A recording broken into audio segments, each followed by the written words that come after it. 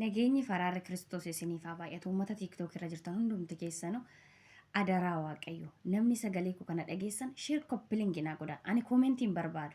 Qarshii miti kan inni isin gaafachaa jiru. Sheer koppiliingii bichaan isin irraa barbaada. Adaraa Waaqayyo. Waa'ee lubbuuti waan ta'eef jechuudha. Obboleessi keenya kun suuraa isin asirratti argitanu jechuudha. Marabbee Kabbabaa jedhama.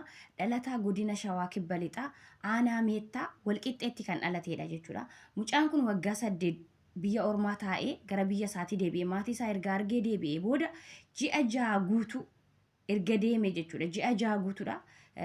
Kara biyya Yamanii Bahaar irraan kan inni deeme ji'a 6 guutuu maatii isaatii bilbilee hin beeku. Maatiin isaa immoo dhiphuudhaa fi cinqatiidhaan mucaan keenya yoom nu bilbila jedhanii heegaa jiru. Mucaan kun bilbilee hin beeku. As buutee achi buuteen isaa hin beekamu.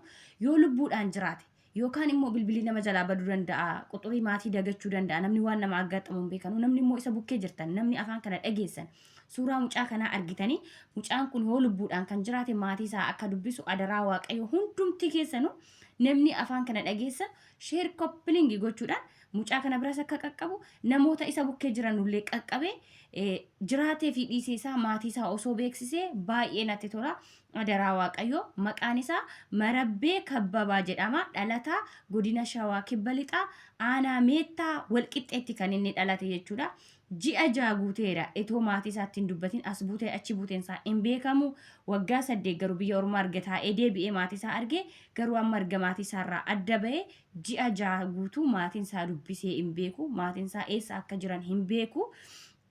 Kanaafuu maatiin isaa immoo eessa akka inni jiruu fi nagaa ta'uusaa baruu waan barbaadaniif adaraa Waaqayyo. Asumaan obboleessa koo yoo jiraatte lubbuudhaan jiraatte viidiyoon kun kan si qaqqabu ta'e maatii kee akka dubbistu maqaa Waaqayyootiin akka kan dhalatee jiru akka kan dhalee jiru kan dhalateen jiru maatiin nama dhalee amma hagam yoo guddaa ta'e ni dhiphatu waan ta'eef yoo lubbuudhaan jiraatte maatii kee akka dubbistu maqaa Waaqayyootis sin jedha.